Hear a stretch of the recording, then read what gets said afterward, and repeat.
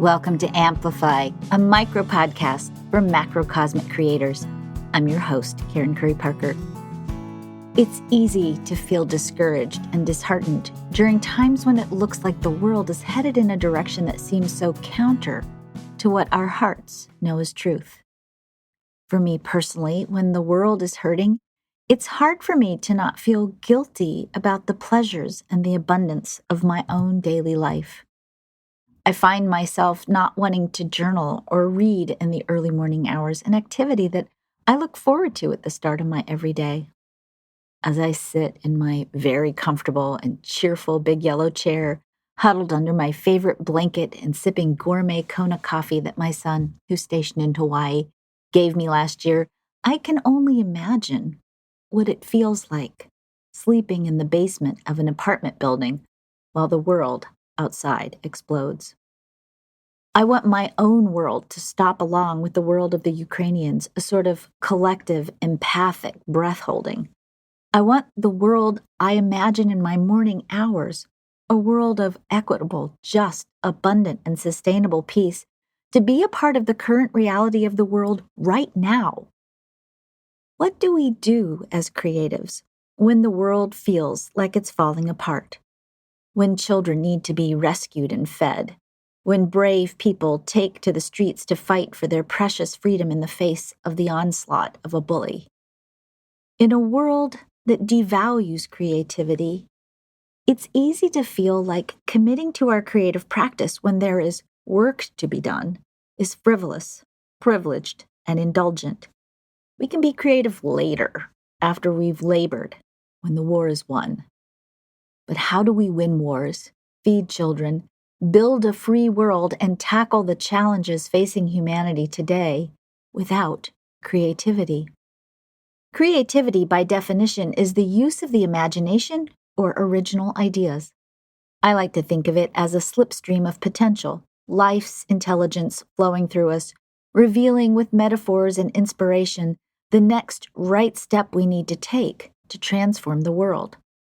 This vital slipstream of inspiration needs stewards, people who tend to it, cultivate it, and harvest it. The energy of creativity is regulated and amplified through a practice. You can't just wake up one morning and spontaneously produce the next new creative innovation needed by the world. Creativity is a muscle. We have to practice, strengthen, and understand how to interpret the whispers of the muse in order to bring into form the next new creative idea. Edison didn't just wake up one day with the idea of a light bulb in his head. The idea for the light bulb was cultivated through a creative practice and explored again and again and again and again until he figured it out. What if our job as creatives is to be the keepers of the portal to the slipstream of creativity? We maintain the flow so that when the planet needs to gently ride the waves of inspiration rolling off the back of the muse as she jets around the atmosphere of the planet, we are the ones holding the lights along the runway, revealing the path.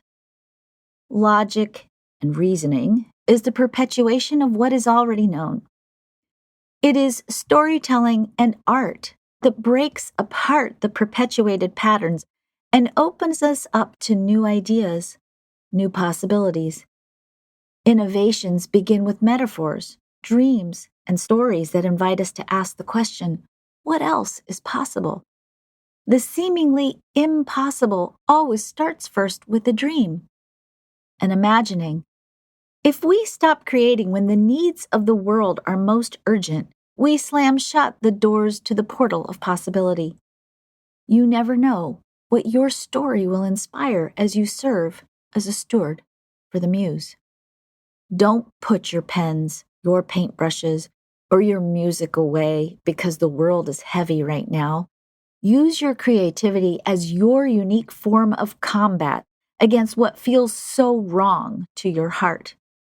Fight to keep the portal of creativity open, not only for yourself, but so that our collective access to the slipstream of creativity is easy and readily available. Art changes the world.